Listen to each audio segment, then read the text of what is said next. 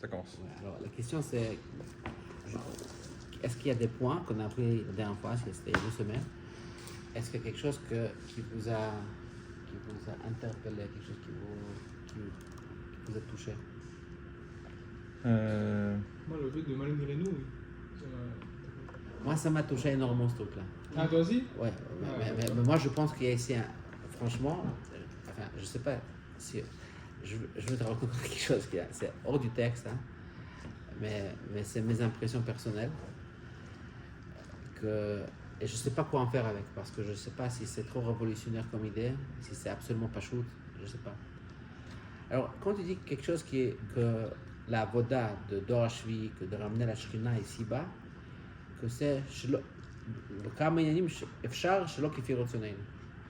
c'est-à-dire qu'il y a une avoda très spécifique dans le concept de ramener la Shrina ici, qui n'est pas juste une avoda habituelle du judaïsme.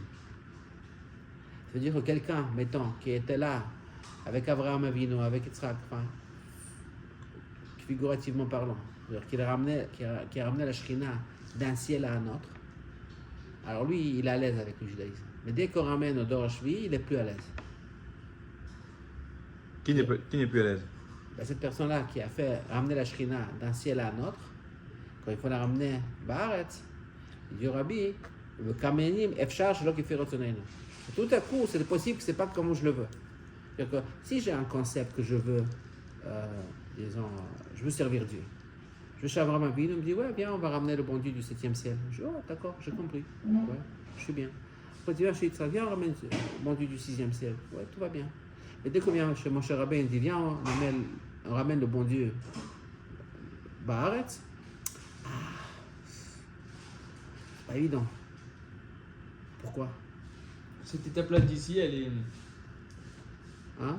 Cette étape-là de ici, de ce monde-là, c'est ça qui est problématique. Oui, alors pourquoi? C'est comme si. Il faut dire que. Alors, Shvei Chavevin d'abord lui dit, écoute, ne te crois pas très spécial, en fait, tu viens avec le corps du premier. Mais après tout, pourquoi est-ce que cette avoda de le ramener ici-bas est différente que de le ramener d'un ciel à un autre? La tarlise. Et pourquoi c'est différent? Bon, tu mets les tefilines, bon, il n'y a pas de changer. Genre, tu mettais les tefilines avec Abraham Avinu, mettons comme ça. Okay? Tu le mettais avec Moshe Rabbeinu. Pourquoi il y aurait une différence? Parce qu'il y a une révolution aussi. C'est quoi la révolution? La révolution, c'est de pouvoir lier avec le haut et le bas. Et de faire en sorte que même les choses qui sont ici-bas vont être liées avec la Gdusha et que cette sainteté, elle va habiter les choses matérielles. Comme on voit avec tes tefilines, justement. Ok. Alors, quand tu parles, parce que le Rabbi parle de Kol Shim Chavivim, il parle de nous. Okay? C'est-à-dire que ça fait déjà plus que 3000 ans que nous avons reçu la Torah. Et ça veut dire que lui, il dit qu'il y a ce processus qui se fait maintenant aussi, quelque part, pas exactement, mais il y a quelque chose d'analogue. Et quand ça va se dévoiler, c'est avec la venue de Mashiach. N'est-ce pas? Alors, évidemment, tu as raison qu'il y a les tefilines, d'ailleurs, comme exemple d'Abraham Avinu, qui ne sont pas des vrais tefilines, c'est un concept de tefilines, et puis les tefilines de Moshe Rabbeinu, qui c'est des vrais tefilines physiques. Okay? Mais il y a un concept qui est analogue, même après qu'on a reçu la Torah. Alors, c'est quoi le dira betartonim qu'il faut ramener velo shrina car shrina ou betartonim dafka? C'est quoi ce ridouche? Alors, moi, ce que j'ai compris, ce qu'on a appris avant, quand il a dit avant qu'il y a un ridouche de ramener la shrina dafka baaretz, mon interprétation, appelons ça psychologique, c'est que le haaretz, le gashmi, c'est la place la moins voulue que nous avons chez nous. Par exemple, je suis ton copain, mais qu'est-ce que j'aime chez toi? J'aime ton esprit vivant. La partie de toi qui n'est pas très vivante, qui est toujours la même, etc., ça m'embête. Je ne suis pas intéressé. Alors, en fait, je me rencontre avec toi qu'au niveau de dame, comme ça, au niveau qui est personne intéressante. Et franchement, toi aussi tu le sais. Toi aussi tu n'aimes pas cette partie de toi. Et toi tu essaies de ne pas la montrer. Ok? Et même entre toi et toi-même, enfin, moi et moi-même, moi j'ai une partie de moi que je nie, que je ne veux pas savoir. Est-ce que tu comprends ce que je viens de dire?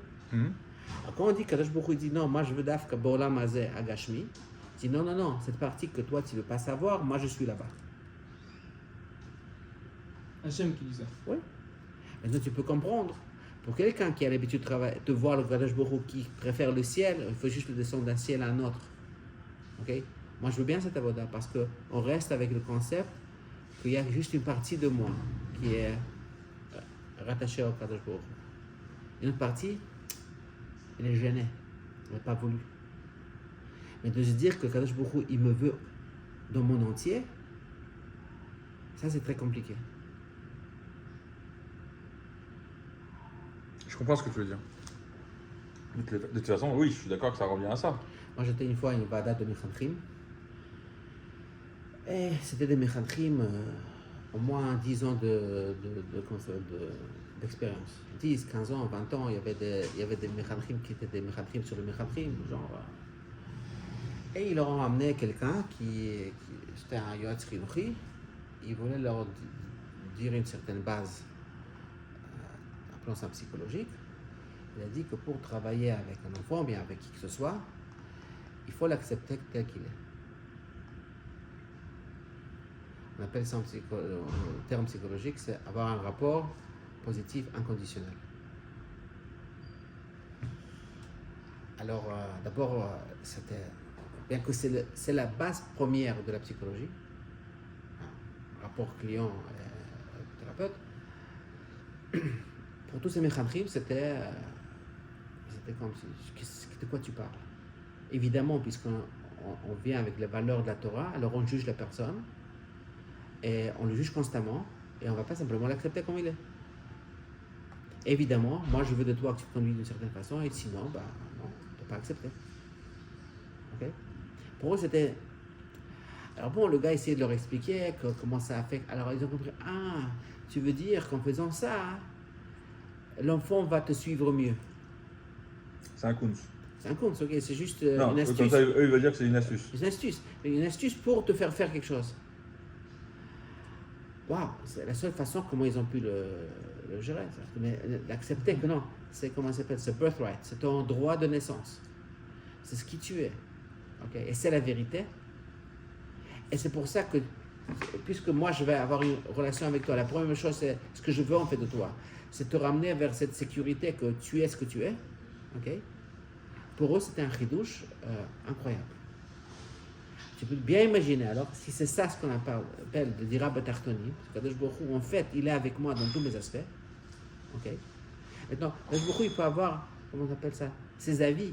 Comment est-ce que je devrais me conduire. Mais ce n'est pas parce qu'il ne m'accepte pas.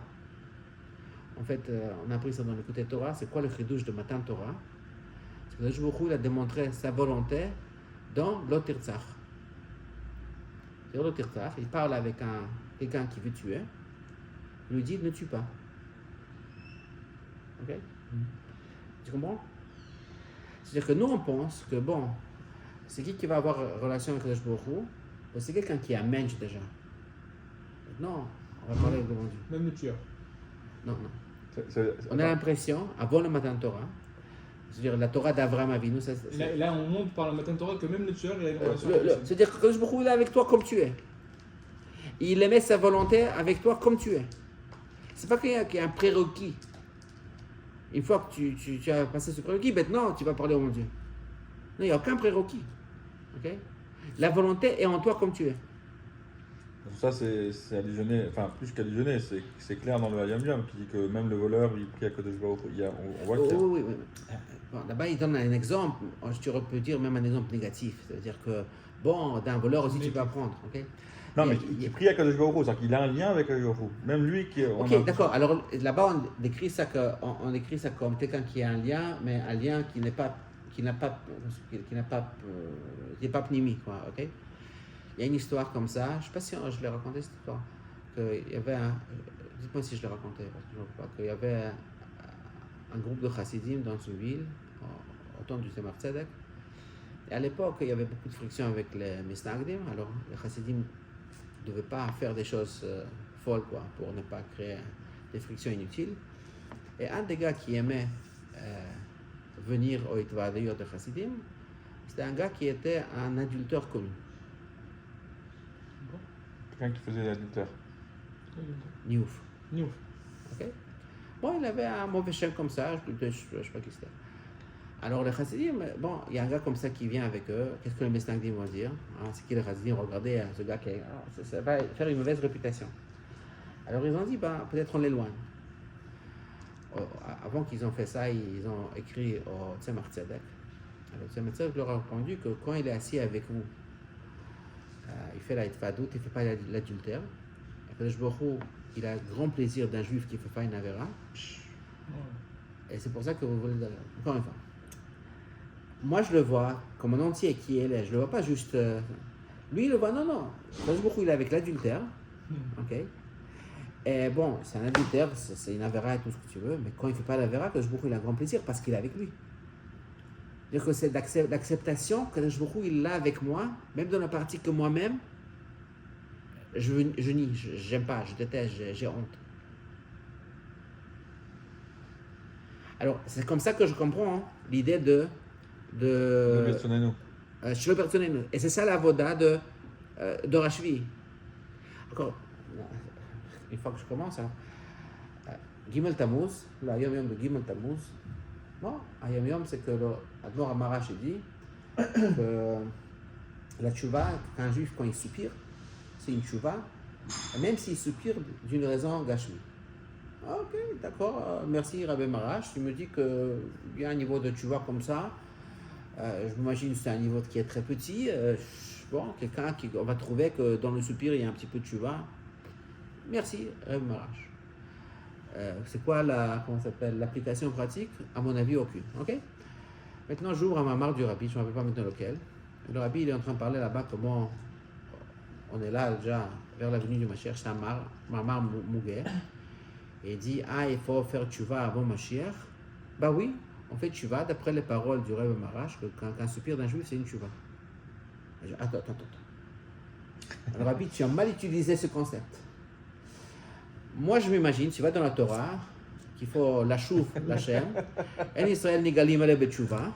Ok, c'est-à-dire qu'il doit avoir une transformation très visible. C'est ça ce qu'on appelle tchouva, non? Ok, tu fais tchouva. Un soupir, tu n'es pas transformé là par un soupir.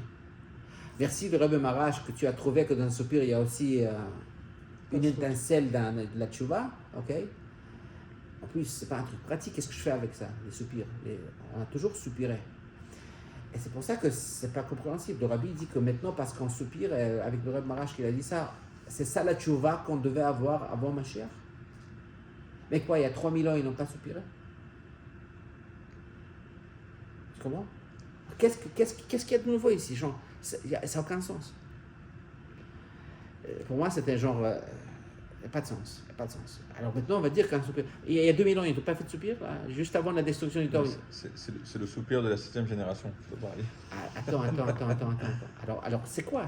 Non, remarque, c'est Rabbi Marash, c'était pas 7e génération. Ouais. Non, mais regarde. Et en plus, comment on dit, Bedi Avad, c'est le Hayom Yom de Gimel Tammuz. C'est pas comme par hasard. Ok, alors, dernièrement, j'ai eu cette épiphanie, comment on dit? J'ai eu cette révélation, oui. C'est que le chidouche de ce que Reb Marash a dit, c'est quoi la transformation là-dedans? C'est que j'y crois que le Jborou, il est tellement profondément avec moi qu'il voit une tchouva de mon soupir. Moi, de mon côté, je ne respecte pas mon soupir parce que je ne me suis pas transformé. Mais c'est quoi le tchouva? C'est que je vois à quel point Kadosh Baruch Hu est présent avec moi, que même il considère mon soupir comme une tchouva.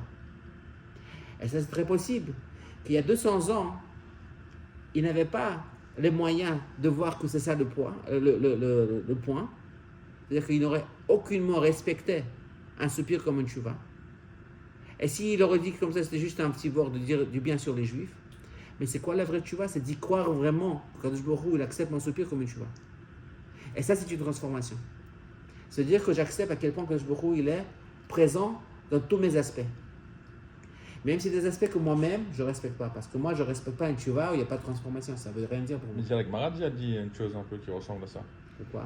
que quand un juif il va chercher de l'argent dans sa poche, et qu'il met la main dans la poche et qu'il ne trouve pas, C'est un ça, tsar. c'est un tsar. C'est un tsar, ok, d'accord. Tu peux te trouver que c'est un tsar. Non, je cherche. Une kapara, mais c'est pas une chouva. Ouais, c'est pas une tchouva. Une tchouva, ça veut dire. Non, regarde. Ce que le rabbi dit, c'est la tchouva qui ramène la Géoula.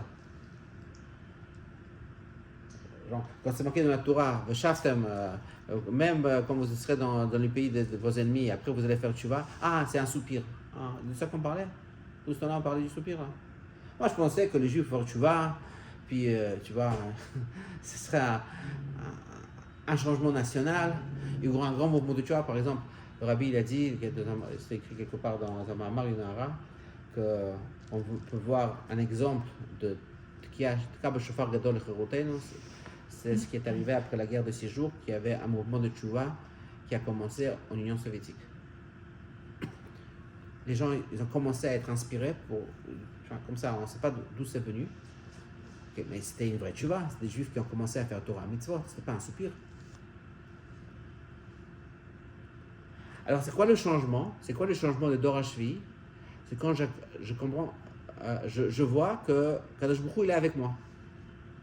Alors, toi, tu voudrais dire que le Rabbi Marash, quand il a dit ça en tant que Vort, et que le Rabbi, il a fait la transformation? Alors, encore une fois, quand tu écoutes le Rabbi Marash, tu peux dire plein de choses comme ça. Ouais, Kadosh Baruch Hu nous aime, il y a aussi une tchouva là-dedans. Hein? Mais quand le Rabbi il utilise ça pour me dire que ce n'est pas juste un Vort, mais c'est une tchouva qui nous ramène la Géoula, excuse-moi, c'est un concept complètement différent. Et comment tu le comprends ça? Redis encore une fois. Alors, j'ai compris. Moi, d'habitude, comment je vois le concept de tchouva, c'est comment je me suis transformé. Par exemple, nous avons du mal de faire des vidouim Yom Kippour. Pourquoi? Parce que je dis, hop, j'ai fait ce vidéo il y a un an. Comment ça se fait que je... Tu comprends? Ça n'arrive pas? Moi, ça m'arrive. Bon. Chez Chabad, on fait beaucoup de vidéos comme ça.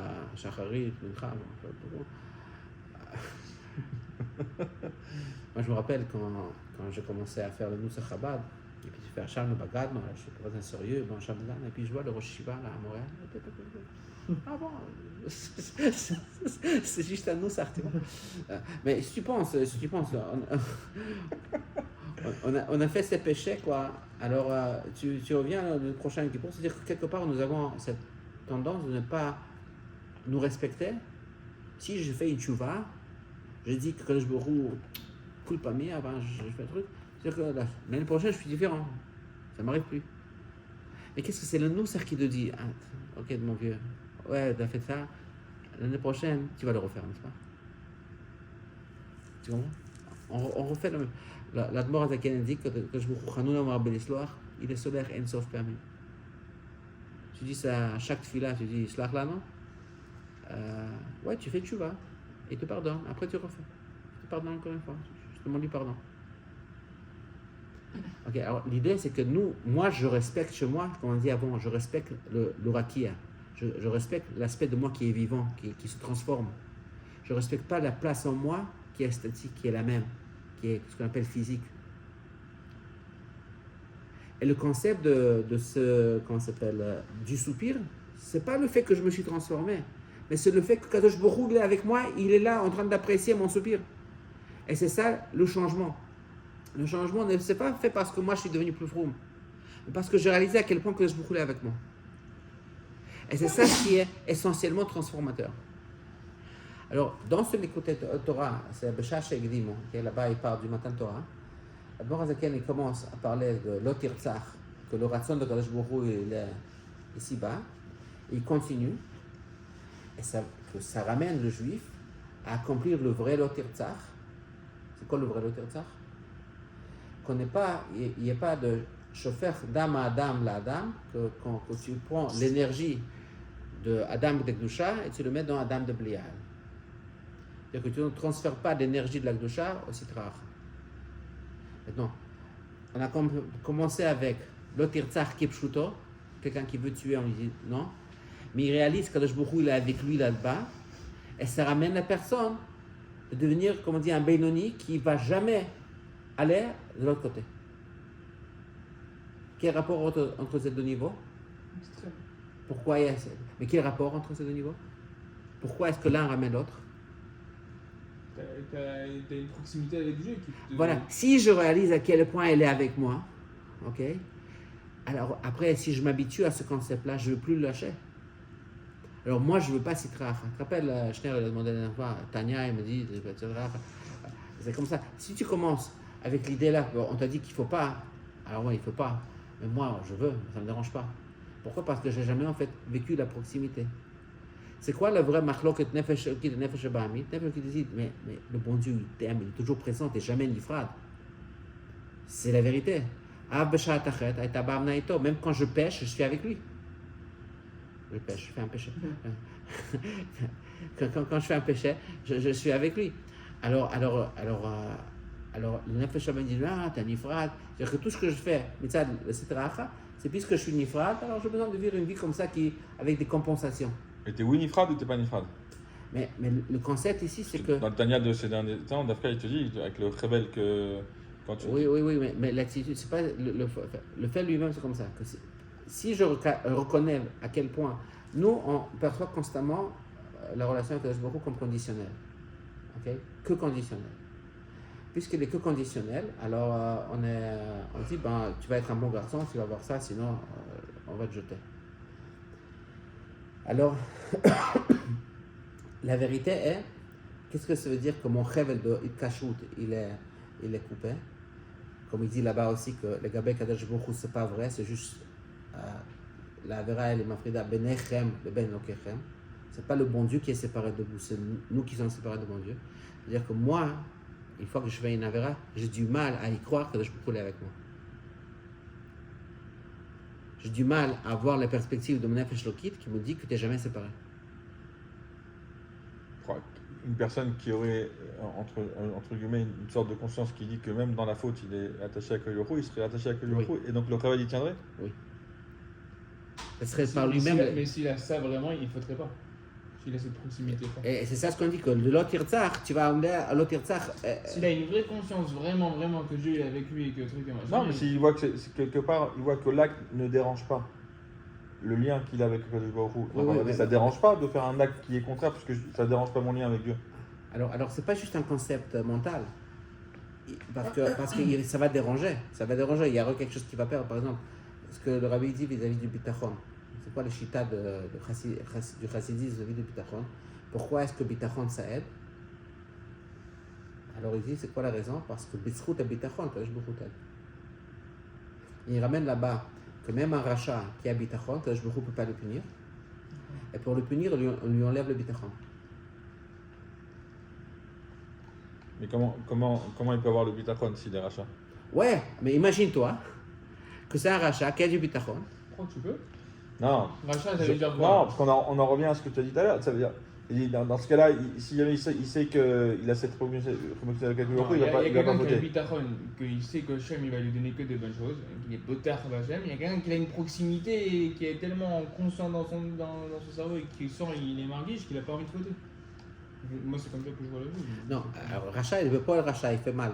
Maintenant mais il arrive, et c'est ça ce qu'il dit là-bas, c'est-à-dire que le bitachon, en fait, l'idée est que le juif se sent à proximité de Kadosh Baruch Hu, puisque c'est la vérité, Kadosh Baruch Hu ne peut pas le punir. C'est le word du Baal Shem Tov. Alors pour le punir, il doit lui enlever le bitachon. Quelque part, c'est quoi le dilemme du Tanya? C'est pas qu'on est en train de dire, ouais, tu dois être un bon gars, tu n'as pas le droit de faire ça, c'est mauvais, c'est Sitra. Non, c'est quoi le choix? Le choix, c'est est-ce que je suis absolument désiré, aimé, que je est présent dans mes entrailles, dans tous les aspects de ma vie, ok? Et en fait, même quand je veux tuer, il est là à me dire l'Otirtzach, parce qu'il est complètement avec moi dans tous ces aspects. Là, c'est la perspective de la Gdusha. Ou bien la perspective de la Sitra, que non, bon, en fait, il ne veut pas vraiment de moi. Il m'utilise juste, ok? Il met 50 000 conditions pour que je tombe. Ouais. Et c'est ça, etc. Genre, c'est comme ça. Alors, ça, c'est mes deux visions. Laquelle tu veux choisir? C'est pas une question que tu dois choisir la Gdusha, et puis tu dois pas choisir le Titracha, et puis... Non, c'est pas... C'est quoi leur message? C'est quoi leur message? Par exemple, je trouve la différence, par exemple, entre le concept de Emouna, ce qu'on appelle les gens croyants, et le concept du sécularisme. C'est quoi la grande différence entre ces deux notions-là, pratiques? c'est que dans la Kedusha, les gens qui croient, ils ont un attachement avec la Timimut. On peut être sincère, on peut y croire, okay? On peut prendre les choses comme ils sont, tamim. Et les gens qui sont séculaires, qui n'y croient pas, ils sont constamment en train de penser c'est quoi le truc ici, c'est quoi le comment on appelle en conspiracy, comment on dit en français, Conspiration. c'est quoi la conspiration? Alors tu vois la vision où il n'y a pas Dieu, c'est toujours une conspiration. Ah, c'est les riches qui ont un truc, il y a toujours une conspiration. Il n'y a jamais de la tmimout. Pourquoi? Parce que c'est ça le truc. Si tu n'as jamais voulu, tu es là parce qu'il y a une conspiration, on veut quelque chose de toi. Okay? Il n'y a pas vraiment quelqu'un qui est avec toi. Alors, lequel tu préfères? Ça c'est Kedusha, ça c'est Titracha. Lequel tu préfères? Et avec ce mode de pensée, j'arrive pas à comprendre quelque part l'aspect asiya, l'aspect de la mitzvah.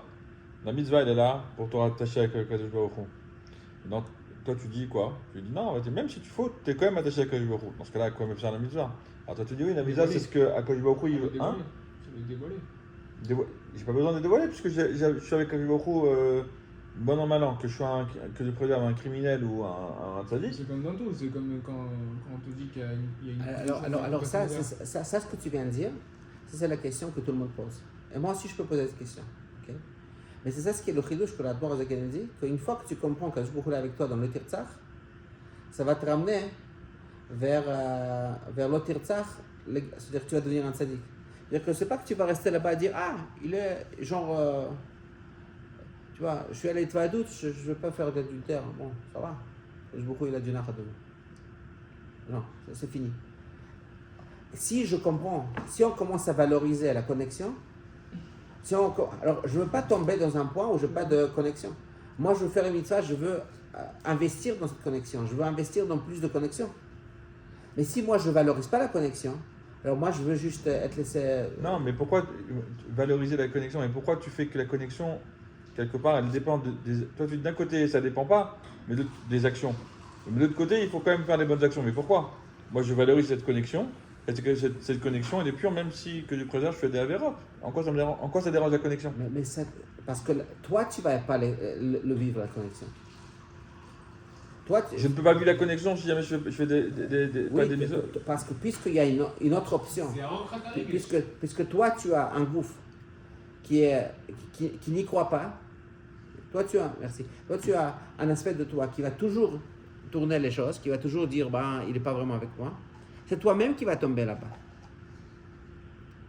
Tu sais, c'est intéressant, on dit que les Juifs, c'est le der du Marcel, le der des Zoder, les Juifs, ils ont le chiyuv de croire en Ardut Hashem, et pas les Goïms. Pourquoi pas? Les Goïms peuvent croire dans Shitouf. Okay? Pourquoi? Parce que le bon Dieu ne s'est pas révélé à eux avec cette vérité. C'est-à-dire que Kadosh Baruch Hu, il ne peut pas te demander un truc, même s'il est vrai, si la façon comment tu es fait n'est pas correspondant à ça. Un juif à qui on a montré ça, ok, leur âme, elle a vécu ce truc-là. Alors eux, ils peuvent croire en Ardut Hashem, même si ça contredit ce que tu vois. Mais Paul, tu vois qu'il y a d'autres forces, ok. Alors Kadosh Baruch Hu dit, je ne peux pas demander ça au Goïm. Alors quand on fait, alors Kadosh Baruch Hu dit, moi je veux que vous investissez vous êtes dans un monde, que le monde lui-même il dit que c'est séparé, ok. Et si simplement tu vas manger des choses comme ça, tu vas être néné du olam hazeh ou quelque pshuto avec une tava, tu vas devenir gas. Tu vas commencer à te séparer. Tu ne vas pas maintenir ce concept de je suis toujours voulu. En fait, comment est-ce que j'arrive à dépasser mes désirs? Pas parce que j'ai envie de dépasser mes désirs, mais ce sera ça la conséquence. C'est si je me sens très rempli d'amour divin.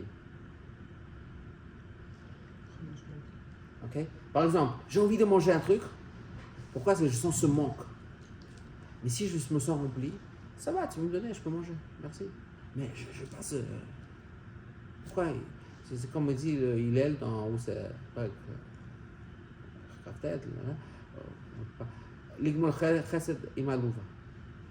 il va s'occuper du gouffre, il faut s'occuper. Ouais. Faire le Gmoulot Chesed. Le Gmoulot Chesed, c'est comme donner 5 shekels au gars qui va te toquer à la porte. C'est pas que tu le fais vivre. Ouais, je lui donne un petit peu.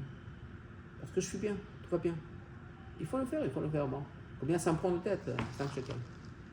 Je ne suis pas en train de faire ça, je ne suis pas en manque parce que je sais que je peux rouler avec moi.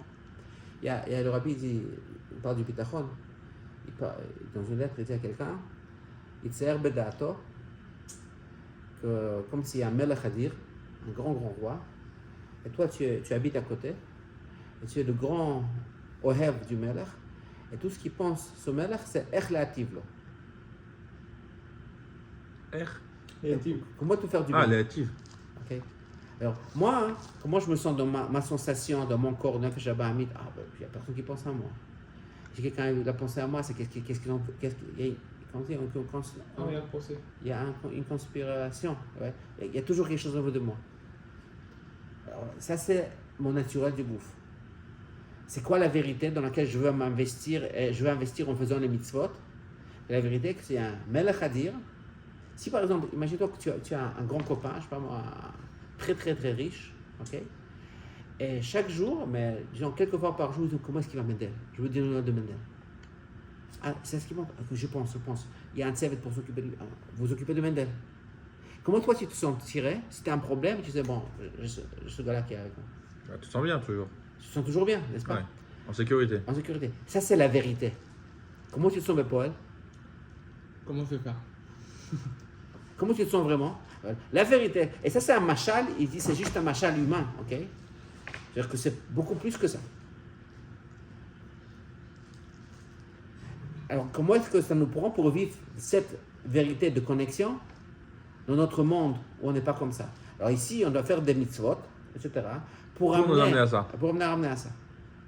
C'est-à-dire que, en fait, ce que tu es en train de dire, c'est que quand on parle du Chevel, etc., c'est que chaque fil qui nous préserve quand il y a une mitzvah qui n'est pas faite, ça nous coupe en vérité une partie de ce bitachon-là qui est à Akadosh Baruch Hu. Oui. Mais que si jamais on réussissait à garder ce bitachon-là, on pourrait. Mais Akadosh Baruch Hu, il a fait en sorte que le bitachon, il est lié à... Imagine-toi que tu as un enfant, et puis tu l'adores, tu l'aimes, et tu fais tout pour lui donner un sens de confiance et d'amour en sécurité. Ok? Tu as tout bien fait, vraiment, tu es un papa extraordinaire, papa, maman, tout. Et l'enfant, il est vraiment épanoui, ils se sont aimés. Après, il part ailleurs, etc. Il t'a pas écrit des lettres, il n'a pas fait de trucs. Et commence à... Et puis, il est entouré des gens qui n'ont jamais eu des relations comme ça. Et après, on va dire, ah, mais ton père aussi, il veut ça de soi. Ah, mais toi aussi, tu veux. Après, il commence à dire, peut-être moi aussi. On commence à s'en douter. Il n'y a pas de problème, écris une lettre à ton papa, parle au téléphone. Rappelle-toi comment ça a l'air. Ah non, mais je crois, mes parents eux-mêmes, après tu deviens comme tout le monde. Alors ça arrive souvent avec les enfants. Des fois, c'est ce qu'on appelle une mauvaise compagnie pour les enfants, une mauvaise fréquentation. C'est que tu as un enfant qui aime, je sais pas, il a un copain. Et ce copain, il vient d'une famille où il n'y a pas d'amour, il n'y a pas de ça. Et cet enfant, il a un récit de colère. Ton enfant n'a pas de récit de colère. Mais après, il est entouré par les enfants qui ont tous des récits de colère. Alors, il essaie de s'identifier avec ça. C'est un vrai problème, ça. Tu le vois constamment, ok? Que des fois, c'est pour ça que des fois, il y a des enfants, par exemple, qui ne sont pas bien à l'Yeshiva. Il y a des enfants qui ne sont pas bien à l'Yeshiva parce que, je sais pas moi, ils ont des problèmes d'études. Ouais. Mais d'autres parce qu'ils ont des problèmes émotionnels. C'est-à-dire qu'ils viennent des familles difficiles. Mais ils sont tous la même chose parce qu'ils ont tous des difficultés à l'Yeshiva. Alors, ils se font influencer l'un l'autre. Et c'est que ces enfants-là qui sont rébellieux, ils sont colériques, ils ont des trucs, et on dirait qu'il y a beaucoup de trucs là-dedans. Ils ont une vraie raison, etc. Et je te dis, mais peut-être moi aussi. Après, pourquoi tu as fait ça? Ah, vous voulez pas que je fasse ça? Vous êtes contre moi? Non, c'est juste une question. Pourquoi tu as fait ça? Est-ce que c'est un truc que tu aimes? Ah oui, je te dis, voilà, c'est exactement ce que mes copains ils ont dit. Bon, ils essaient de trouver la conspiration, ok? Mais il n'y avait pas de conspiration. Mais ici, il aurait maintenu le contact avec les parents. Et il dit, tu sais, nous sommes très différents. Toi, tu es en colère avec tes parents, moi, je ne suis pas. Toi, ça t'intéresse de faire ça parce que tu veux. Moi, non, ça ne m'intéresse pas. Ok? En fait, c'est ça, quand tu fais la mitzvah, c'est là-dedans que tu investis. Alors, l'investissement très, très profond, c'est-à-dire quand je fais un soupir, Kadosh Baruch Hu, il est présent avec moi, il dit Yosef, elle a fait tchouva.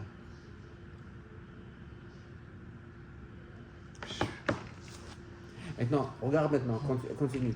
Dans Atat et Saver, le rabbi il parle là-bas du tzaddik qui fait tchouva, et quand le tzaddik qui fait tchouva, la vraie tchouva qu'il fait, Machir il vient tout de suite. Pourquoi? Parce que s'il a fait une vraie tchouva, il y aura un gilouï de Kadosh Baruch Hu qui est Shaveh Bechol Makom. Tu te rappelles ça? Maintenant, avec ce qu'on vient de dire, ça a du sens. C'est quoi la vraie tchouva? C'est de réaliser que Kadosh Baruch Hu il est Shaveh Bechol Makom. C'est pas juste une conséquence comme ça, je fais grande tchouva et puis bon. Mais c'est ça la grande tchouva.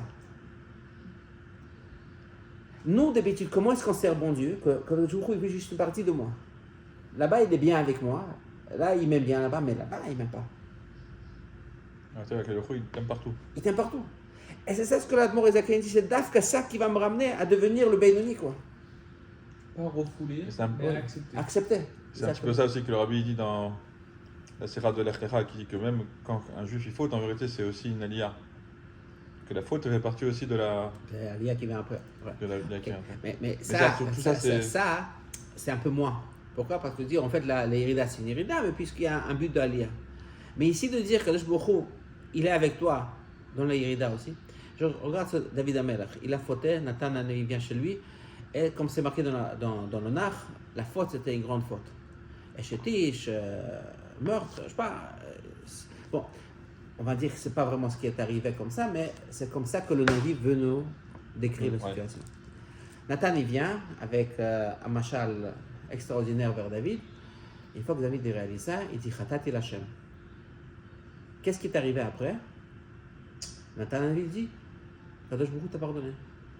Oh, tout de suite. Tout de suite. Attends. Échetiche. L'Otirtzar. Il n'y a pas peut-être un peu plus que ça? Non. Khatati Lachem, je t'ai pardonné. Déjà, sur tous les. Le chétiche, c'était pas vraiment un chétiche. Oui, encore une fois, mais c'est pas comme ça qu'on le présente. Ça veut dire que quand le Navi l'écrit, il veut que tu vois ça. Le fait qu'après, dans Torah Sheba'al Peh, on nous explique que c'est pas vraiment ça, c'est pas vraiment ça, ok, d'accord, mais comment est-ce que le Navi veut qu'on le lise?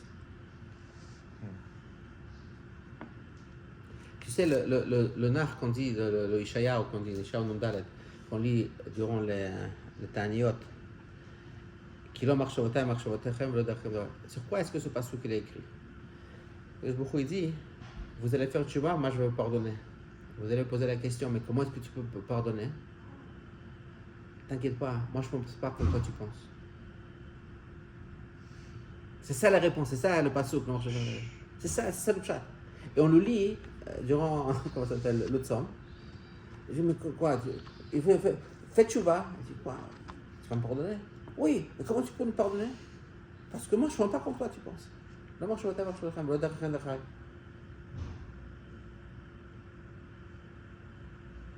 Et juste alors, parfois tu tombes sur des personnes d'Afrique du Nord, souvent. Ils te disent, moi, Akadosh Baruch Hu, il est dans le cœur, j'ai confiance en Dieu, j'adore Akadosh Baruch Hu. Mais bon, t'achres. Ils font pas tout comme il faut. Oui, encore une fois, parce qu'il y a une partie d'eux qui aiment et une autre partie d'eux, ok, qui ne savent pas comment ce concept-là. C'est pour ça que je te dis, si moi j'aurais vraiment accepté, qu'est-ce que ça veut dire Kadosh Baruch Hu avec moi? Je serais arrivé de l'Otirtzach à l'Otirtzach. L'Otirtzach Kipchuto à l'Otirtzach Benoni. Ce qui se passe chez nous, c'est quand on dit un truc comme ça, c'est genre, ouais, ok, j'ai quelqu'un, mais je ne sais pas à quel point il rentre dans tous mes aspects. Et ce que moi je trouve aussi, c'est que. Non, je veux dire cette phrase-là. Aujourd'hui, nous vivons dans un temps où on ne peut pas ne pas pécher. Par exemple, je parle avec des Bachourim, ils me demandent, tu sais, toutes les Hadot Nourim, toutes ces choses-là, ils disent, mais comment c'est possible? C'est quoi l'attente de nous? Qu'est-ce qu'on s'attend de nous? Qu'est-ce que quoi? Qu'est-ce qu'on s'attend de nous? Alors je te racontais, évidemment, un Bachour il vient de Klimovitch, tu sais, là-bas en Russie blanche. C'est des petites maisons comme ça, il y a beaucoup de forêts autour. Même les goyim, ils sont habillés de sanoua. Il n'y a personne qui en sort trop, il n'y a personne qui est trop maquillé, ça n'existe même pas. Ils n'ont jamais vu une nudité. Ok? Les femmes qui les entourent, c'est les sœurs, les tantes, les cousines, je sais pas quoi. Il n'y a vraiment rien à faire le soir. Ouais, des fois on fait un petit foot, mais sinon on rentre au Beth Midrash, on étudie. Au moins c'est intéressant, on parle des choses. Ok? Des fois, bon, quelqu'un qui a amené on s'appelle un journal. Bon, il dit un journal d'il y a 6 mois. Ok, bon. Intéressant. Wow, ouais, il y a des gens qui habitent aux États-Unis. Wow. Intéressant. Mais sinon, qu'est-ce qu'on fait? Il n'y a rien à faire. Ok? Alors bon, cette personne-là, elle veut dire, ben, je veux faire tzaddik, j'ai la nature, j'ai la forêt autour, j'étudie la Torah, je prie. Autour de moi, il y a des gens simples, qui vivent la vie simple. Ils courent nulle part. Ok? Tu comprends? Là, tu peux t'attendre que cette personne-là peut être, Là, ma remarque était un petit peu différente. C'est-à-dire que eux, ces gens-là ils ont l'impression d'être profondément croyants et avoir confiance en Akadosh Baruch Hu, ils disent quelque part, on a l'impression que bon, ils n'ont pas besoin des mitzvot. On te dit, ouais, Akadosh Baruch Hu, c'est dans le cœur. Toi, tu poses une autre question. Moi, je comprends ta question. Mais moi, je veux juste amener. Je pense qu'il y a quelque chose qui est épatant qui nous arrive dans cette génération. C'est comme si tout le monde, ils ont affaire avec un avéra. Juste, t'as pas fini, t'as dit, alors du coup, t'as répondu pas au Bachourim là? Alors, non, et elle me demande comment. Il y a la Russie blanche. Ouais, alors le point, c'est que quelque part, quand tu regardes la réalité d'aujourd'hui, ok, c'est que, genre, je sais pas, la mode haute sexuelle qu'il y a aujourd'hui, il n'y avait pas ça. Si tu veux éteindre, je vais raconter une histoire. À me dire ici, c'est que quelque part, c'est comme si nous sommes dans une réalité. D'ailleurs, il y a une lettre du Rabbi, une lettre, il y a plusieurs lettres comme ça, quand un Bachour qui demande au Rabbi un tikkun pour le chet. Alors, c'est quoi la réponse habituelle du Rabbi? C'est que jusqu'à ton mariage, ne pense pas au tikkun, et pense plutôt comment étudier et prier avec la chayut. C'est-à-dire que le Rabbi veut qu'il s'investisse plus comment se remettre du chet plutôt que comment le réparer. Okay? Comment plutôt être vivant que de se mortifier pour ce qui était arrivé. Alors, encore une fois, le concept ici, c'est que on doit plutôt apprendre à vivre avec le bon Dieu malgré le chet que de ne pas faire le chet.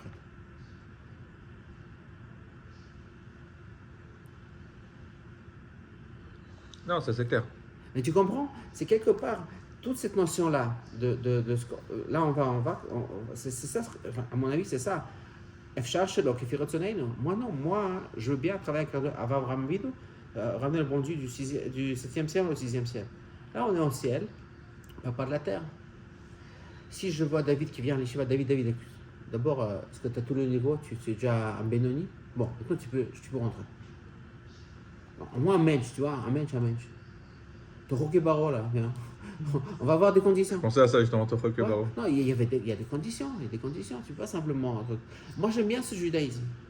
Alors, nous sommes tous au niveau. Il y a quand même un niveau. Tu comprends? Il n'y aurait pas cette réponse de Tzemach Tzedek. Ah, ben le gars, il ne fait pas des avérotes quand on est avec nous. Mais qu'est-ce que tu parles? C'est quoi qui ne fait pas des avérotes? Mais t'as vu le gars? Tu comprends à quel point c'est un changement radical de pensée? Alors toi tu parles avec le gars qui dit que le bon Dieu il est dans... Alors quelque part, il y a un aspect qui est très intéressant, que tu vois d'Afka chez souvent des juifs qui sont encore pas trop froum, etc. Parce que tu vois d'Afka chez les gens froum, qui sont plus portés, comme je te racontais l'histoire avant avec les Mechatrim, qui sont plus portés à y croire que en fait la Torah, c'est juste un concept complètement conditionnel. Pour eux, ça n'existe même pas ce concept-là inconditionnel. Et des fois, tu vois qu'il y a des gens, avec la pchitoute de leur âme, ils sont plus proches de ce concept-là que les juifs. Ah, 100%. C'est pour ça dont je te parle. Ces gens-là, tu as l'impression que. Qu'est-ce qui leur manque à ces gens-là? En vérité, les mitzvot, ils arrivent à vivre leur croyance et leur Akadosh Baruch Hu. Alors, je pense que Kadosh Baruch Hu, il veut qu'on le vive plus, ok? Pas qu'on le vive moins. Alors, le fait que j'y pense, c'est pour ça que Hachem Chafetz Lema, c'est quoi que le Torah va dire? Nous avons toujours plein de mitzvot constamment, et après il y a l'autre mitzvah, Bechol Chedel. En fait, dans chaque aspect de notre vie, je peux trouver la connexion avec Kadosh Baruch Hu. Et c'est ça ce qu'il veut que tu te retrouves toujours la connexion avec Kadosh Baruch Hu. C'est pas j'y pense une fois. Alors il y a des gens qui pensent une fois et c'est très bien, ok, mais je pense que c'est pour ça que Kadosh Baruch Hu nous donne la Torah. Il dit il y a quelque chose, vous allez être dans un monde où la perspective est complètement différente. C'est quoi la perspective naturelle qu'on appelle par évolution? Que je suis là par hasard, que j'ai aucun sens à mon existence. Je suis juste comment ça s'appelle, un bassin de génétique, ok? Je n'ai pas un but à moi. Et j'existe juste pour le, comment ça s'appelle, pour la survie de mon espèce. Et pourquoi est-ce que mon espèce doit vivre? Aucune raison. Tu vois, il n'y a aucun sens. T'es rien. C'est ça l'aspect de Olam Hazé. Alors comment est-ce que tu fais pour ressortir de ça? Non, je suis voulu, je suis spécialement désigné. Chaque aspect que j'ai en moi, quand je beaucoup il est présent là-dedans. Alors, tu sais, il y a cette histoire de Rabbi Meir de Père Michelin, quand il disait sur lui, enfin, c'était un grand balme en fait. Alors, il racontait sur lui qu'il allait au mikvé, qui était derrière la montagne. Et quand, en hiver, on ne pouvait pas marcher sur la montagne, on devait la contourer parce que la montagne était trop lisse, il y avait beaucoup de glace. Mais lui, il marchait constamment sur la montagne. Et il ne tombait pas. Alors il disait, c'est un miracle, Rabbi de Père Michelin, il marche sur la montagne, il ne tombe pas. Alors, il y avait des jeunes comme ça, un peu douteux, qui sont venus. Ils disent, non. S'il marche, ça veut dire qu'on peut marcher. Alors, ils l'ont suivi. Et lui, il marche, eux, ils ont tombé, ils sont cassés les os, je sais pas quoi, ils se sont fait...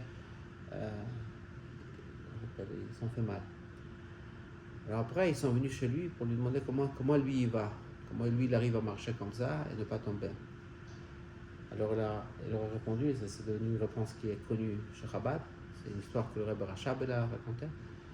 Quand on est attaché en haut, on ne tombe pas en bas. Alors maintenant, on va traduire ce concept-là avec ce qu'on vient de parler maintenant. Si je suis attaché en haut, je suis attaché à la vraie connexion que j'ai avec Kadosh Baruch Hu, je ne veux pas tomber en bas. Moi, je ne suis pas intéressé dans ce monde où je suis détaché, pas voulu, par hasard. Moi, je veux être attaché en haut. Si je suis attaché en haut, je ne tombe pas en bas. Alors, c'est quoi, à mon avis? C'est pour ça que c'est ça le chidouche d'Or HaShvi'i. D'Or HaShvi'i, on est supposé d'accepter, de voir à quel point Kadosh Baruch Hu, il est avec nous. On vit dans un monde, quelque part, où on pêche constamment. Pêche. C'est un péché constamment, j'arrive pas à... Non, ça peut se dire péché, c'est... Ah bon? On dit on pêche? Ouais, non. On fait des péchés. Non, c'est pas un verbe, non. C'est pas un péché.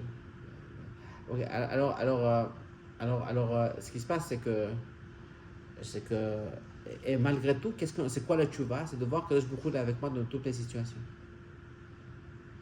Et tu penses à ça, c'est comme si Kadosh Baruch Hu, il a détruit, il a mis du temps à détruire toutes les constructions du peuple juif. Il n'y a pas de juifs de Pologne, ils sont détruits. Il y avait un bon judaïsme en Russie, on l'a détruit. Il y avait un bon judaïsme en Afrique du Nord, on l'a détruit. Ils sont tous des rescapés, des petits morceaux de par-ci par-là. Il n'y a aucune pureté comme c'était avant, avec les communautés. Non, il n'y a pas. Chacun, il doit trouver son sens dans la place où il est avec ses défauts.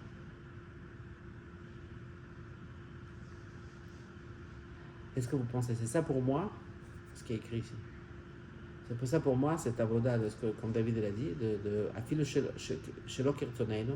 Et c'est ça le grand chidouche, que c'est Shechina Betartonim. Et c'est quoi Betartonim? C'est comme on a dit, Davka dans l'Amazé, ça veut dire dans le monde qui ne bouge pas, dans le monde qui n'est pas intéressant. La partie de nous qu'on n'aime pas. Et là, c'est là qu'il est. C'est comme si le travail aujourd'hui, c'est d'accepter à quel point que je brûle à présent avec moi. Le contraire de la faute des Méraglim, qu'ils voulaient... Oui, oui. Et quelque part, le travail spirituel, le travail des cieux, ok, c'est un travail le contraire, ça ne me dérange pas. Non, non, je vais être avec lui là où il veut que je sois. Je vais être spirituel. Okay? On ne doit pas s'occuper du corps, bien au contraire. On doit nous séparer du corps. Et c'est pour ça que je me demande, est-ce que quelque part, tu vois, parce que le rabbi, il nous a encouragé d'étudier le Tanya. Et la vision sur le Tanya, a priori, c'est comme si c'est un livre binaire comme ça, où tu es bien ou pas bien, il n'y a pas d'autre choix. Et un livre avec une grande pression. Tu vois, mais si tu es rachat, même si tu es rachat, mais si tu es rachat, genre. Voilà. Okay? Et il y a beaucoup de gens qui ont pris ça comme ça. Et ils commencent à travailler sur eux parce qu'ils ne peuvent pas être rachats. Okay? Mais c'est pas ça le point du Tanya. Le vrai point du Tanya, il dit comme ça, on expose deux visions. Vision du Nefesh Elokit où tu es toujours attaché. Vene Hashem Yitzavalav, ouais, il manière tout le monde, il pète dans ma route que sur toi. Mais c'est unique, ça. Voilà. Il est juste avec moi, il s'intéresse. Il est complètement investi au monde. Ça, c'est une vision de Nefesh Elokit, ou bien, Sitra Acha, Kishada Bata Katfoui, il a ajouté quelque chose derrière, moi je l'ai attrapé, il ne m'a jamais visé. Moi, je disais à quelqu'un qui me disait, moi j'ai envie de, je sais pas, recevoir une bracha du rabbi, faire l'echaim avec le rabbi. Je dis, moi je fais plein de l'echaim avec le rabbi. Je suis il va doute. Alors j'entends rien parce que c'était loin. Mais pour les nigonim et l'echaim, alors je suis là avec ton verre. Et puis le rabbi fait, ouais. Et puis à un moment, je pense qu'il va faire moi, comme ça, l'echaim. Il a la moustache qui bouge. L'echaim, alors je dis l'echaim. Après, je pense, est-ce qu'il va faire moi l'echaim ou bien aux autres? Enfin. Ça, c'est Nefesh Elokit, Nefesh Abamit. Nefesh Elokit, je l'ai vu, on a fait l'echaim. Nefesh Abamit, il dit, ah non, c'est pas toi. C'est tout le monde autour de moi, mais pas toi. C'est ça, douce. Ouais. Ouais. Qu'est-ce que vous pensez? Non, je pense que c'est... On le voyait pas comme ça, mais c'est vrai. Ça rentre bien. Et maintenant que tu le dis, en vérité, c'est difficile de voir autrement. Du coup. Ah, David, qu'est-ce que tu penses?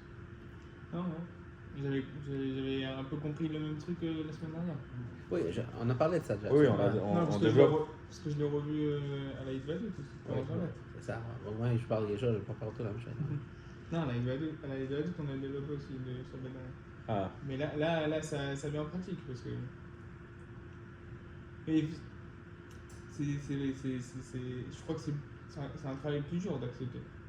Oui, Que de pas faire. oui, mais C'est plus dur pas. D'accepter quoi? Qu'Hachem il avait quand même dans la faute. De comprendre ça et d'imprégner des trucs, bien sûr, c'est le parce contraire. qu'on est toujours. Je sais pas, toi aussi, j'imagine, on a toujours compris le contraire, quoi. Enfin, moi, en tout cas, quand je sais que je vais faire quelque chose de pas bien, Non, nous, ce qu'on comprend, toujours ce qu'on a en tête, c'est que ça dépend de quel niveau d'Akadosh Baruch Hu on parle. Nous, l'Akadosh Baruch Hu, c'est tout le temps avec nous, quoi qu'il arrive. Après, tu as le niveau d'Akadosh Baruch Hu qui, lui, déteste la faute. Donc là, c'est... il déteste la faute, mais maintenant, il déteste la faute, pas toi. Tout dépend où tu mets le curseur, de quel niveau on parle. De se haïr, ok, c'est une fonction du Nefesh Abamit. Alors, les psychologues essaient de comprendre d'où ça vient. Alors, l'enfant, quand il est né, l'enfant il est dans un état de dépendance incroyable. Il ne peut rien faire tout seul. Et si on ne s'occupe pas de lui, il va mourir. Et c'est en fait dans cet aspect-là, dans cet âge-là, qu'il reconnaît c'est qui ses parents, parce que ça va être les gens qui vont lui faire vivre. Et c'est pour ça qu'il y a un attachement radical aux parents, et il idéalise les parents. Okay? Et pour lui, chacun de ses besoins, c'est un besoin existentiel. Il ne va pas l'avoir, il va mourir. Alors moi, je ne suis rien, eux, ils sont tous. Et c'est pour ça que nous avons tous des traumatismes d'enfance. Parce que quand on a une dépendance comme ça, je ne peux pas combler quelqu'un d'autre à 100%, et même si j'essaye. Et plus que ça, souvent les parents, c'est aussi pas des êtres parfaits. Alors on veut quelque chose de notre enfant. Alors l'enfant il comprend que si je ne vais pas leur fournir ce qu'ils ont besoin, je vais mourir. Alors ça devient que la partie de moi qui veut être moi-même, ça devient mon ennemi. Tu comprends? Moi je veux être avec toi, juste avec le moi que toi tu acceptes. Mais je ne veux pas être avec le moi que peut-être tu n'acceptes pas. Alors cette partie de moi, elle devient mon ennemi parce que si elle va être présente, peut-être tu ne vas pas me vouloir, m'aimer, et alors tu vas m'abandonner et je vais mourir. Okay? Alors je commence à me gêner de moi-même. Je crée un rejet de moi-même. Ou alors j'essaie de travailler ce moi qui est C'est comme ça que je fais. Je travaille sur un moi qui va faire plaisir. Oui, mais l'autre moi qui est obscur, peut-être cette obscurité, j'essaie de la transformer. Non, mais je te parle comment ça vient au niveau du développement. C'est pas conscient. C'est pas que je suis conscient. C'est comme ça. C'est pour ça qu'a priori, nous sommes tous. Si tu dis à quelqu'un, tu dois te conduire comme ça, et sinon c'est pas bien, on l'accepte parce que c'est comme ça qu'on a vécu de notre enfance. C'est acceptable pour nous. Parce que David a dit que c'est très compliqué d'accepter que je brûle avec moi. Ça vient contre moi-même. Et quand tu dis à quelqu'un que je brûle là, il t'aime constamment, on n'arrive pas à accepter cet amour. On transfère cet amour, on le traduit dans une efkerout. Ah, il s'en fout.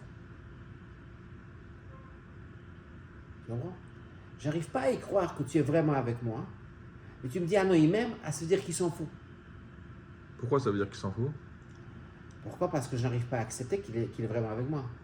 C'est pour ça que tout le monde pose la question. La première question qu'on se pose, que si jamais Kadosh Baruch Hu m'aime, quoi qu'il en soit, alors je peux faire des avérotes et tout va être bien. Pourquoi est-ce que je pense cette question-là? Parce que je suis sûr, comment est-ce que moi je traduis cet amour qui s'en fout? Quoi que j'en fasse, il s'en fout, il m'aime. Okay? Mais c'est pas ça le pshat. Pourquoi est-ce que je fais ça? Pourquoi est-ce que je traduis ça comme ça? Parce que je n'y crois pas qu'il m'aime vraiment. La seule façon que moi j'arrive à le traduire, c'est qu'il s'en fout. Mais si je le traduis vraiment, c'est ça ce qu'il dit. Il s'en fout pas du tout. Il est super impliqué. Ok? Mais est-ce que tu arrives à croire qu'il y a quelqu'un qui est le maître du monde, qui est tellement impliqué en moi, puisque je n'arrive pas à le croire? Alors je dis, ah oui, bon, il est avec moi, là, et même, mais c'est pour ça que je peux faire, il s'en fout. Tu comprends? On le traduit dans une prikatol, pas dans une efkerout, pas dans un vrai concept de connexion. C'est pour ça que le Morazé dit, si je reçois le vrai Matan Torah, de l'Otirtzach, ça va mener à l'Otirtzach. Ok, profond. Et sinon, c'est pour ça que la Klippa, ces visions de Kadosh Baruch Hu, c'est Im Sadak Tamatiten Lo. Ils s'en foutent. C'est quoi l'Otirtzach? L'Otirtzach, que tu ne vas pas transmettre de l'énergie de la Gdusha vers la Sitrach. Alors là, tu vas voir le Tanya, quelqu'un qui est Missalsel Bessaro, tu mets devant le miroir, tu dis, tu te fais beau. Il dit, là, durant ce moment-là, tu reçois la Chayut du Sitrach. Okay? Tu ne feras même pas ça. Comme Rebbe, Shelon Ena, Meolam Hazeh. C'est-à-dire que comment est-ce que j'arrive à ça? Ah, mais c'est trop. Non, c'est pas trop si je suis vraiment connecté. Si je suis vraiment connecté, il y aura rien que je vais faire de ma vie qui n'est pas connecté. Ouais, ça se fait, mais là. Ouais. C'est ce que je suis. Je veux pas être différemment. C'est pas que je fais un effort. Je fais un effort quand c'est à l'extérieur de moi. C'est juste un concept, une idée. Je veux être un bon garçon.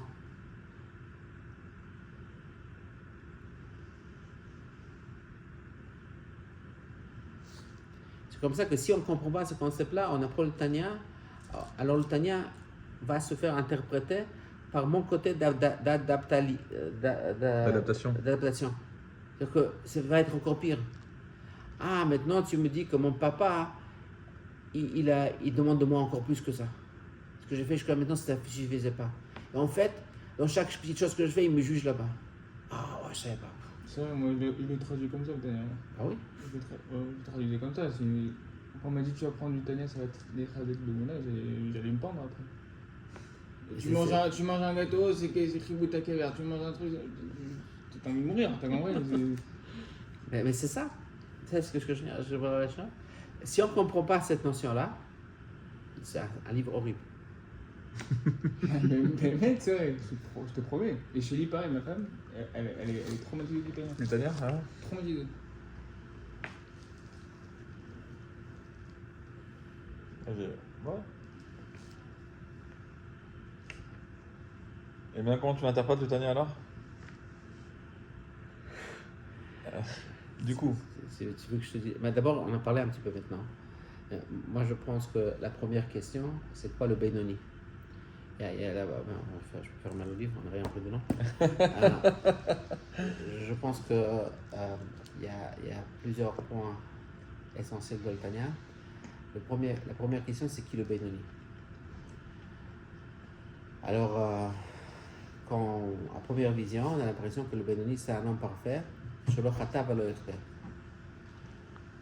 Après, on dit, on va être un petit peu plus sophistiqué. C'est quelqu'un qui dit qu'il ne veut pas être un ifrad à philosha'achat. C'est un peu plus sophistiqué parce que ce n'est pas juste l'oratolérité, il est parfait, mais il a un attachement à ne pas être séparé. Mais je pense qu'il y a un point encore plus profond.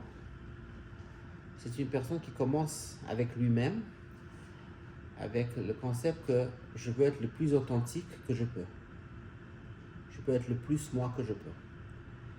Et pourquoi je pense que c'est comme ça que ça commence? Parce que le premier concept du Tania, c'est le poussas al-pasuk qui karov lecha davar meod. Maintenant, une personne aurait pu croire que la Torah ne veut pas être proche pour nous. Parce que moi et le Kadosh Baruch Hu, on est tellement différents que la seule approche de la Kadosh Baruch Hu, ça devrait être l'islam, la submission. En tout cas, genre, je veux faire des choses parce qu'il m'a dit, je ne sais pas pourquoi, aucune transformation, rien du tout, tu es toujours en train de faire une itkafia, quoi qu'il en soit. Tu ne peux jamais être toi-même. Ça, c'est l'islam. Ils disent que Kadosh Baruch Hu, c'est Echad HaPashut, rien à voir avec toi. Okay? Tu dois faire des choses parce que c'est comme ça qu'il le veut. C'est-à-dire que tu fais toujours des choses. Et c'est quoi le Gan Eden chez les musulmans? C'est une méthode. C'est des meufs. Parce que moi, je reste moi. Ok? Et toi, tu restes toi. Mais moi, je me suis soumis à toi. Alors après, mais je ne peux jamais trouver en moi une façon authentique d'être moi et avec toi. Et quand c'est écrit ce passage qui corrobore vraiment, le Benoni dit quoi? C'est possible? Ça m'intéresse. Alors après, ça devient la question, c'est qui le moi authentique? Le moi authentique, je dois trouver en moi, c'est qui ma vraie profondeur, c'est qui mon vrai soi, ça c'est un. C'est-à-dire que je dois trouver ma vraie pnimiyut. Et après, je dois créer une hiérarchie. Qu'est-ce qui est plus moi, qu'est-ce qui est moins moi? J'ai une pnimiyut, j'ai une chitzoniyut. J'ai un moch, j'ai un lev. Okay? Et c'est quoi leur équation? Comment est-ce qu'ils fonctionnent ensemble? Alors en fin de compte, une fois que je découvre ce qui est le vrai moi, et le vrai moi, ça va être Nefesh Lokit, je comprends que le vrai moi ne veut jamais être séparé.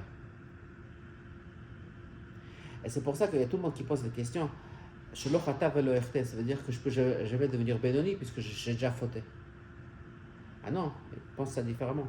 Si je suis maintenant à ce niveau-là, que je me retrouve avec Kadosh Baruch Hu dans mon authenticité, quand j'y suis là-bas, dans cette place-là, je n'ai jamais fauté, je ne vais jamais fauter. Est-ce que j'ai vraiment ce que je veux dire? Ouais, bien sûr. Après, je peux tomber de là-bas et je vais fauter. Ouais, Okay? dans ce niveau-là, il est inconcevable de fauter. C'est comme si tu vas te retrouver avec, je sais pas, avec ta mère, ok? Et tu vas avoir l'impression, mais une fois que tu te retrouves avec le fait que ton fils, c'est ta mère, c'est inséparable. Mais des fois, tu oublies ce concept-là et puis tu vas faire d'autres choses. C'est juste une personne qui t'ennuie, toi tu ennuies, etc. Alors là-bas, il y a une séparation. Mais quand tu te retrouves dans cet aspect de votre relation, il n'y a jamais rien qui a changé. Et c'est quoi le bitoul alors? Le bitoul, encore une fois, d'abord, il y a plusieurs aspects du bitoul. Je parle un peu, tu utilises le mot bitoul. Le premier aspect du bitoul, c'est d'être mitbatel à mon vrai soi, à mon soi authentique. Parce que nous avons tendance à prendre mon soi chitsoni. C'est ça ce qu'on appelle asur bidei chitsonim. C'est pour ça qu'on va voir que le prakim du Tanya, on apprend ça.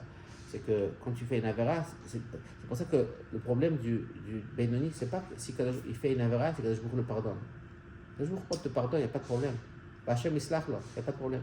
Le problème, c'est est-ce que je vais rester asur b'dei chitzonim? Est-ce que moi, je vais rester maintenant et je ne pourrais pas me délivrer de mon concept extérieur? Je ne pourrais jamais être authentique. Tu comprends? 100%. Et donc, quand et encore plus que ça, dans l'Agdama du Admor Hazaken, l'Agdama il est horrible hein, entre nous. Il est en train de dire que le livre de Tanya, il est fait juste pour sa génération. Les gens qui m'ont visité et qui ont absolument ouvert leur âme devant moi, après, quand ils vont voir ce livre, ça va leur rappeler ce qu'on a eu durant la Yichidut, et ça va être efficace pour eux. Moi, j'écris un livre, je veux dire, dans 2000 ans, il va être encore efficace. Okay? Lui écrit un livre, ah non, juste à 40 ans. Non, il y aura quelqu'un qui aura recruté Amim peut-être. Et puis, pour des gens très spécifiques. Alors, tout le monde se pose la question, mais à quoi ça sert d'écrire ça? Alors, ça veut dire que pour nous, le Tanya, c'est la même chose. Alors, on commence à faire des explications, que c'est comme une Yichidut, et la Morazaken a connu toutes les âmes. Ok? Je ne suis pas contre. Mais le point sikhli qu'il est en train de dire ici, juste imagine-toi, je rentre chez quelqu'un et je lui découvre tout mon cœur et toute mon âme dans la Avodat Hashem. Est-ce que ça t'est jamais arrivé de parler avec quelqu'un avec une telle, comment ça s'appelle, ferveur, authenticité, vulnérabilité, transparence? Moi, quand j'y pense, je n'y crois pas. Tu crois pas à quoi? Non, juste, Stam, Mendel, est-ce que tu as eu une expérience comme ça, à parler à quelqu'un une fois, avec ce que le Admor Hazaken décrit? Une badoute, tu peux avoir des... Non. Tu vas avoir un petit peu. Ouais, un petit peu. Ouais. Mais comme on dit là-bas, la chose, ils ont droit de moi tout leur cœur. C'est dommage. Alors juste, c'est ça le début. Le début du Tanya, c'est de dire, c'est ça, c'est de là que ça commence le Tanya. Alors moi, depuis comment je lis le Tanya, c'est pas comme ça. Moi, je fais confiance à personne. Moi, je te montre juste mon plus beau visage. Je ne te parle pas de ce que j'ai dans mon cœur. Ok? Alors pour moi, le Tanya, c'est comment devenir encore mieux. Pour que tu me vois dire, ah, ça c'est un président, ça c'est un Benoni. Lui et Rabbi Nissan Nemanov, genre, dans le même groupe. Tu comprends? Mais lui, c'est pas comme ça que ça commence. Le Tanya, ça commence des gens qui étaient capables d'ouvrir leur cœur. Et on avait une interaction complètement, comment tu dis, transparente. Ouais, c'était fluide et transparent. C'est ça le début du Tanya. Alors, on parle de cette authenticité. Alors, quelqu'un qui est authentique, alors, tout le monde dit, moi j'étais une fois, j'étais à Otniel, on fait Shabbat là-bas, il y a là-bas un Rav connu, il s'appelle Rav Benny Kalmanzon. C'est un Rav connu dans le land de Tiloumi. Il est maintenant il était le Rosh Shiva de l'Yeshiva de Otniel, maintenant il est devenu Nassi de l'Yeshiva de... Il est très connu politiquement aussi. Kalmanzon. Benny Kalmanzon. Il avait un fils, Elchanan Kalmanzon, qui était tué le 7 octobre. C'était un Ish Shabbat. Il est parti là-bas. Il a fait. Tu l'as raconté déjà. Ouais. C'est ça, tequila. Hein? Mafreket tequila. C'est la mafreket du Shabbat qui est sauté en premier. Ouais, je connais pas. Maintenant, sa veuve vient de se remarier. Okay. Mais c'est incroyable. Une famille avec beaucoup de Messirut Nefesh. Son mari avec son paquet. Je ne sais pas si c'est elle. C'est une autre. Mais en tout cas, le point. Et puis, il apprend la chassidoute. Maintenant, il est en train d'écrire son doctorat sur le Rabbi Rayatz. On me dit oui, quand on a pris le Tanya, on s'est dit que l'Admor Azaken, il a fait le Gehenom Tzafouf. Pourquoi? Parce qu'il dit à tout le monde que vous êtes des Rachaïm. Maintenant, il n'y a plus de place dans le Gehenom parce qu'il y a tellement de gens qui sont rentrés dans le Gehenom. Et il dit ça ne veut pas tout, c'est comme ça qu'ils ont appris. Hein. Lui, c'est le grand rabbin, il est appris à l'Yeshiva Tanya. Et c'est ça leur maskana, l'Admor Azaken, ça fait tous des Rachaïm. Alors, tous le Gehenom, il n'y a plus de place. Là. Mais elle vient plus tard, parce qu'il n'y a pas de place. Alors le. Je passe mon tour. Hein. Alors je lui dis, mais c'est pas comme ça. Dans Père Caleb, c'est marqué qu'il y a un concept qui s'appelle Tzadik Bedino. Et que Tzadik Bedino, il est Nidon Lifiro Maasav. Et l'Admor Zaken n'a jamais contesté ce point. C'est-à-dire que Bedino, comment on te juge? On ne te juge pas avec le Benoni du Tanya. Par rapport au Skouyot, C'est-à-dire que le Benoni, il ne s'inquiète pas comment on me juge. Comment on te juge? Ne t'inquiète pas, vous êtes tous des tzadikim. Tu veux savoir comment on te juge? Regarde le Rambam. Mertz, ça s'appelle Benoni, et même si tu es Mertz, on te juge bien. Alors on me dit, on n'a jamais remarqué ça. C'est-à-dire que l'Admor Azaken ne parle pas comment on te juge. Il te parle comment toi tu te sens d'une façon authentique, qui tu es. Le Benoni, c'est la personne authentique qui veut être authentique. Et on lui a dit, puisqu'il a lu le passage qui corrobore la mort, c'est possible d'être authentique et servir le bon Dieu. Maintenant, ce qui se trouve qu'avec Nefesh Abamit, Nefesh Asichlit, on ne peut pas être complètement authentique. Quelle partie de moi elle est complètement authentique à Kadosh Baruch Hu? C'est juste Nefesh Lokit. C'est pour ça que le Tanya, il est là à me faire voir que j'ai Nefesh Lokit. Parce que si je vais servir Kadosh Baruch Hu, pas avec Nefesh Lokit, par exemple, je suis avec le Serre, etc., que je peux m'arranger pas mal avec lui, ok? Ce ne sera pas entièrement authentique pour ma capacité. Moi, je fais plus, j'ai une Nefesh Lokit. Maintenant, si je le sers juste avec Nefesh Asichlit, je ne serai jamais un Benoni. Tu comprends? Nefesh Asichlit, il n'y a pas... D'accord, on s'arrange, bon, mais... C'est que Nefesh Lokit qui est ramène... capable de ça. Hein? Qui est capable de ça. Qui est capable de ça, oui. Là, il peut dire le Khatav va le Erte, si je suis vraiment dans mon concept de Nefesh Lokit. Alors, qu'est-ce qu'il veut l'Admor Zaken de Tanya? Faire ressortir que j'ai Nefesh Lokit. C'est pas qu'il nous apprend des trucs comment dépasser le Nefesh Abamit, pas du tout. Il ne nous apprend pas des trucs comment dépasser le Nefesh Abamit dans le Tanya. C'est ce qui est épatant qu'on a trouvé après. Comment dépasser le Nefesh Abamit? Oui, mais tout le monde qui pense que Tanya, c'est un livre qui nous raconte dans la bataille entre Nefesh Lokit et Nefesh Abamit. Alors, on apprend comment surpasser le Nefesh Abamit. C'est ce que les gens ils pensent. Les gens ils pensent qu'il y a plein d'astuces comment vaincre le Nefesh Abamit. Pas du tout. Si ce serait comment vaincre le Nefesh Abamit, on aurait utilisé le point le plus simple qui s'appelle Srar V'Onesh. Moi, Srar V'Onesh, ça me touche. Je ne vais pas l'admettre, mais ça me touche. J'ai une conséquence, ça me touche. Parce que mon Nefesh Abamit, c'est très sensible au Srar V'Onesh. Tu comprends? L'Admor Zaken, non, il ne parle pas du Srar V'Onesh. Il te raconte qu'il y a un Gehenom, mais il raconte dans un contexte. C'est pas qu'il te dit, pour ça, il ne faut pas que tu fasses d'Averot. Okay? Oui, il te raconte juste comment est-ce que tu as, qu'est-ce que tu as besoin pour avoir une Tahara. Enfin, on peut parler de ça, que ça vient dans le thème du Benoni. Et pourquoi est-ce qu'il parle du Nefesh Abamit? Pour faire ressortir le Nefesh Lokit. Où est-ce qu'on le voit d'une façon mais épatante? Père Kafret. Père Kafret, il discute le gars qui prie et il a le Marshava Zarot. Qu'est-ce que je fais quand j'ai un problème comme ça? Pas de problème, j'ouvre un sidour. Avant le sidour, avant comment ça s'appelle, le Shmona Esrei, il y a là-bas le sidour du Admor Zaken. Il pose la question, qu'est-ce que tu fais si il y a une Marshava Zara? Il dit, tu t'arrêtes, tu laisses le Marshava passer. D'accord? Tu seras allé chez un psychologue et tu aurais dit la même chose. D'accord? Tu as une pensée obsessive, etc. Juste avant toi, laisse-la passer et puis continue. Ne te bats pas avec elle. Qu'est-ce qu'il dit dans Père Kafret? Ah, c'est comme un goy rachat se bat avec toi. Et il t'encourage à se battre avec ça. C'est un gars qui t'embête, ne le laisse pas faire. Tu connais pas le Kafret? Ouais. Et comment il termine? Et si tu n'arrives pas, alors tu dis, Kadosh Baruch Hu, Aide-moi. aide-moi. J'ai une nefesh lokit en moi qui est chelek de toi. Mais qu'est-ce qu'ils viennent de faire ici? Mais pourquoi te compliquer la vie? Juste regarde dans les sites que toi-même tu as écrit. Et la Mara, qu'est-ce qu'il utilise nefesh bahamit pour ressortir que j'ai nefesh lokit?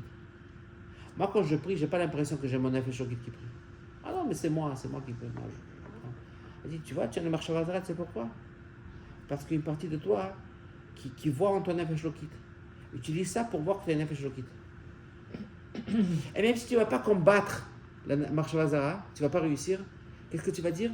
Je beaucoup et pitié de moi parce que je suis qui chelek havaya à moi. J'ai une âme. Pourquoi est-ce qu'il fait tout ça? Pour que tu reconnaisses que tu as une âme divine. J'ai pas compris pourquoi c'est différent dans le Sidour et dans le Tanya. Dans le Sidour, il te donne une vraie etza, comment ne pas avoir une marche à Vazara, pour ne pas être mévoulbal pour la marche à Vazara. Il donne la vraie etza. C'est pas ça le but du Tanya. Le but du Tanya, c'est comment faire ressortir ta nefesh lokit.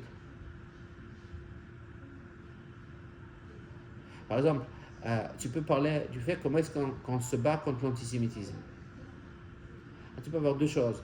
Est-ce que moi, je sais pas, il faut publier l'idée de l'antisémitisme pour que les gens ils aient une moudaout. Tu peux dire qu'il ne faut pas trop se faire montrer, je sais pas, c'est comme ça qu'on fait en Europe, ou bien d'autres aspects. Mais il y a quelqu'un qui va dire l'antisémitisme c'est canon, parce que ça fait ressortir le fait que je suis juif. C'est ça, Père Kafret. Ah oui, il y a le gars qui te crie dessus. Ouais, crie-moi dessus. Pourquoi tu me cries dessus? Parce que tu es un seul juif. Ah oui, je suis un seul juif. Oui. Je suis pas en Palestine. Ah oui, je suis en Palestine.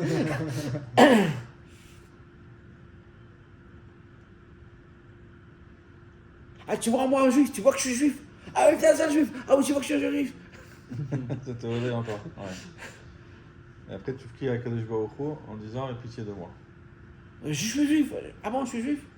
Mais non, on est tous pareils, c'est du racisme, il te manque d'éducation.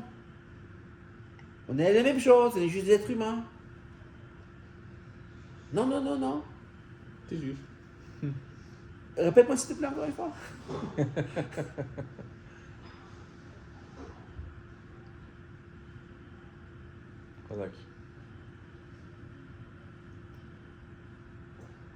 Alors ça, c'est une vision complètement différente. Ça veut dire que quand tu vois ça, Tania, c'est un autre livre. Alors la question, c'est qu'est-ce que moi, je peux apprendre du concept du Benoni, comment je ne suis pas Benoni?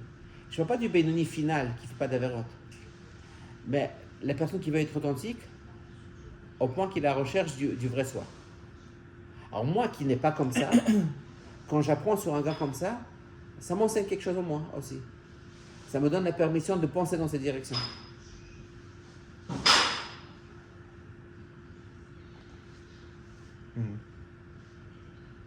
Et ça répond encore à une autre question. Si le Benoni c'est quelqu'un qui n'a jamais fauté et qui ne faudra pas, alors le Chora, il y a une ressemblance avec Rachav et Tovlo. Par exemple, imaginons que je suis Rachav et Tovlo et je vais pêcher une fois par année. Non, je pêche pas, mais une fois par année je vais pêcher. Alors qu'est-ce que je suis d'après le Tanya? Rachav et Tovlo. Okay? Mais entre-temps, avant que j'ai pêché, là, il y a un mois, là, presque 12 mois, quoi, je ne faute pas. Alors je me sens en Benoni. Tu vois, je ne faute pas. Elle dit non, ne pas fauter, ce n'est pas une règle d'un Benoni. Ne pas fauter, c'est quoi? Ce n'est pas une preuve que je suis un Benoni.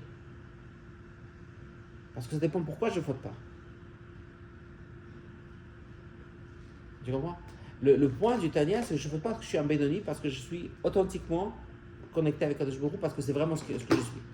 Je suis authentiquement, ça m'importe le concept de la relation, parce que c'est ce que je suis. Quelqu'un qui ne faute pas, il n'est pas appelé automatiquement un Benoni? Non. Je peux être un Rachav et Tovlo qui n'a pas encore fauté. Pendant les 11 mois, par exemple, quelqu'un qui faute une fois par an, pendant les 11 mois, il ne faute pas, mais il est quand même pas Benoni parce qu'il faute fréquemment. D'accord, Tout le lien du Benoni, c'est dans une situation que tu ne fauteras pas et tu ne fauterais pas. Tu prends le Benoni qui est Mitzvah Betivo. Et lui, il s'en fiche, il n'a pas Encore une besoin. fois, le fait qu'il y ait Mitzvah Betivo, alors il n'a pas besoin de faire une plus grande avoda. Ok. C'est-à-dire que lui, il n'a pas besoin de faire un effort pour ne pas se sentir connecté. Ils se sont connectés, il n'a pas dans Yetzera qui Il y a l'embête. d'autres cas qui sont connectés. Il n'a pas de dawa, quoi. Il n'est pas attiré par ça. Oui. Alors, mais c'est pas ça le point du Benoni. C'est-à-dire que qu'est-ce qui se passe avec lui? Lui, il n'a pas de défi. Il n'y a pas quelque chose qui lui met en défi vis-à-vis de sa connexion. Mais il est connecté. Oui, il est connecté. Sinon, c'est pas un Benoni. Pourtant, un Benoni, c'est quelqu'un qui est connecté. Mais ce que je dis, c'est quelqu'un qui est d'abord authentique. C'est pas juste un gars qui ne faute pas. Si c'est un gars qui ne faute pas, ça peut être aussi un rachat bétov qui n'a pas encore fauté. Je veux dire que c'est une condition. C'est pas une condition tnaï, mais une condition humaine. C'est-à-dire que ouais, c'est une conception, un statut. Ouais. Et c'est pour ça que, d'après ça, quelqu'un qui est Benoni, même s'il est Benoni pour 1 heure, ok, alors je dis sur lui, Shlochata Veloerte. Alors que Dans quelqu'un cette qui condition-là, il n'a pas envie de sauter. Alors que quelqu'un qui peut ne pas fauter pendant 11 mois, il est quand même rassuré avec toi. Parce qu'il n'est pas jamais dans ce Parce truc-là. qu'il n'est pas dans ce mood-là de pas fauter. Moi, ce qui m'a inspiré C'est pas le temps, c'est pas la durée, mais c'est le. Ce qui m'a inspiré à repenser le Tanya, c'était j'avais une fois un client qui est venu chez moi, un Bachour. Il me parlait d'un temps quand il avait 15 ans, qui étudiait de Yeshiva, et très bon Yeshiva Chabad, et qui était super dépressif. Cette dépression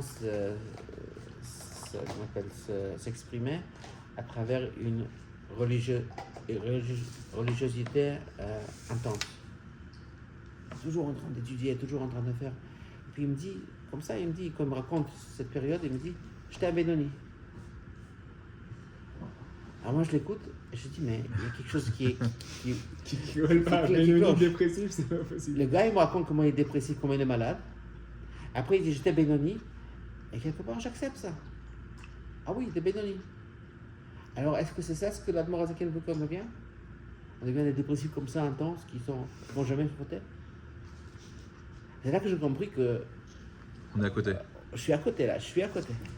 Non, j'ai regardé, mais mince. Mais le gars, il a juste il dit ça. Il voulait pas dire que il voulait dire juste à quel point il était méticuleux, etc. Il dit comme ça, j'étais Benoni.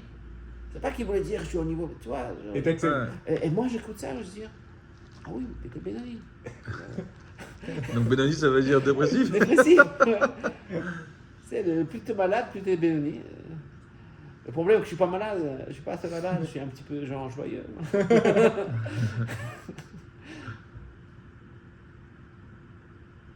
Et c'est à ce moment-là que tu as tout repris. Alors là, je dis non, il y a quelque chose qui cloche. J'ai rien compris. J'ai tout mal compris. Ça remonte à combien de temps ça? J'étais déjà thérapeute. Ça fait, je dirais, c'est quelque chose dans les 20 dernières années, j'aurais dit. Wow.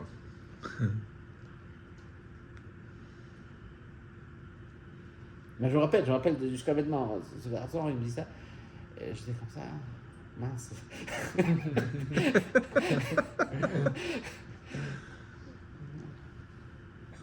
Très d'accord. Ok, mes chers Zatal, Merci beaucoup, ça fait plaisir. Rabbi Yosef. On n'a rien appris aujourd'hui. On a beaucoup appris. Attention, la prochaine fois. Dans la pratique. Pratique. Attention.